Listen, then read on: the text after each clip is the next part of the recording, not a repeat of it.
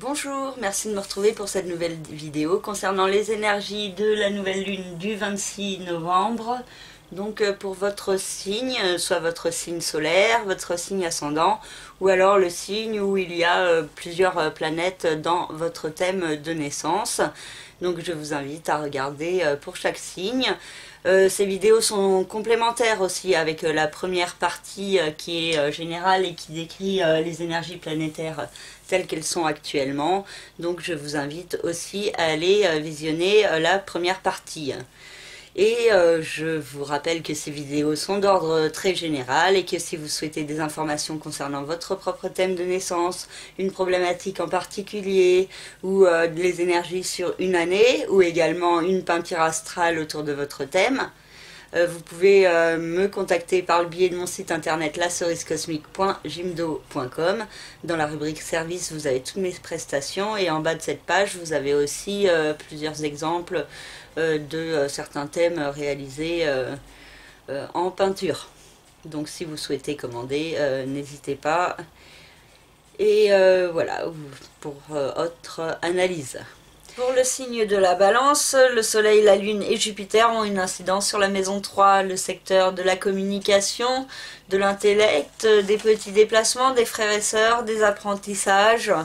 Donc il se pourrait qu'il y ait beaucoup de réflexion mentale, une nouvelle compréhension de certains points en vous, une nouvelle façon de vous exprimer ou de comprendre les choses, de percevoir les autres. Et donc il y a certains points qui sont mis en lumière, qui peuvent aussi indiquer certains déplacements positifs pour vous, qui peuvent vous apporter certaines clés et certaines réponses sur vous-même. Et donc il y a une belle évolution mentale qui est possible, mais aussi au niveau des déplacements physiques et des rencontres que vous pourrez faire pendant ce mois-ci. Donc beaucoup d'harmonie dans la communication et les rapports avec les autres. Et aussi une compréhension plus grande de certains points qui peuvent être mis en lumière. Et donc que vous pourriez comprendre soit par le biais d'un déplacement, soit par le biais aussi de certains ateliers, de certaines conférences auxquelles vous pourriez assister. Donc il y a cette notion d'apprentissage aussi au service de vous-même.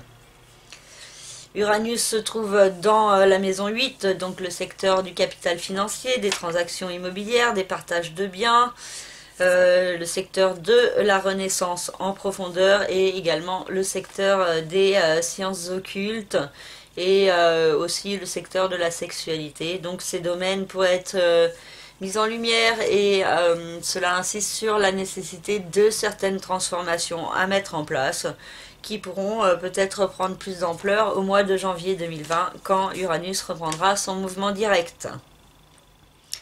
Saturne, Pluton et Vénus dans le signe du Capricorne ont une incidence sur la maison 4, le secteur de la famille, du foyer, de la résidence. Et il se pourrait donc qu'il y ait un nouveau départ à mettre en place dans ce domaine.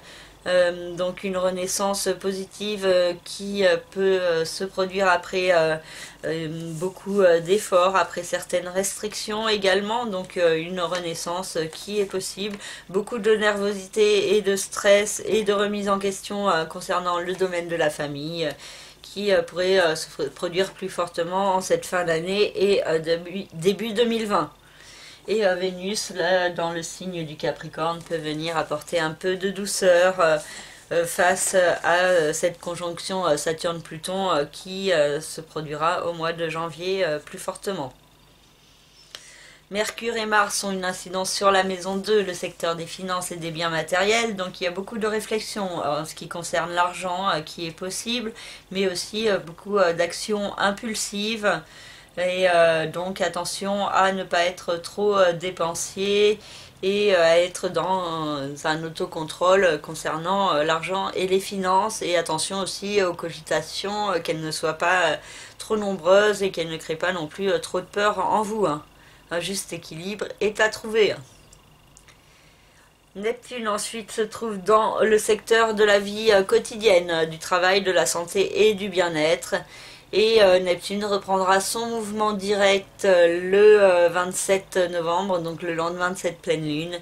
et de cette nouvelle lune, pardon, et cela pourrait indiquer beaucoup d'intuition et d'inspiration dans votre vie quotidienne et à propos de votre vie quotidienne et à propos de certains points sur vous-même. Donc vraiment soyez à l'écoute de vos intuitions et de vos inspirations et de la direction dans laquelle elles vous poussent, hein. Parce qu'il peut y avoir aussi une certaine procrastination quant à écouter ses intuitions. Et Chiron et la lune noire se trouvent dans la maison 7, le secteur du couple, des autres et des partenariats. Et donc il y a certaines peurs à affronter en ce qui concerne les autres, en ce qui concerne peut-être l'engagement, en ce qui concerne vos rapports avec l'autre. Et donc certaines peurs à affronter, certaines parts d'ombre à comprendre pour pouvoir mieux vous diriger vers une guérison dans vos rapports de couple. Voilà, j'ai fini cette petite analyse. J'espère qu'elle vous parlera et qu'elle vous aidera à vous orienter. N'hésitez pas à me contacter si vous en avez besoin par le biais de mon site internet lacerisecosmique.jimdo.com. N'hésitez pas aussi à vous abonner si ce n'est pas encore fait, à laisser des commentaires, à mettre des pouces bleus et à continuer à me suivre. Donc je vous remercie pour cela et je vous dis à très bientôt pour une nouvelle vidéo. Merci beaucoup. Au revoir.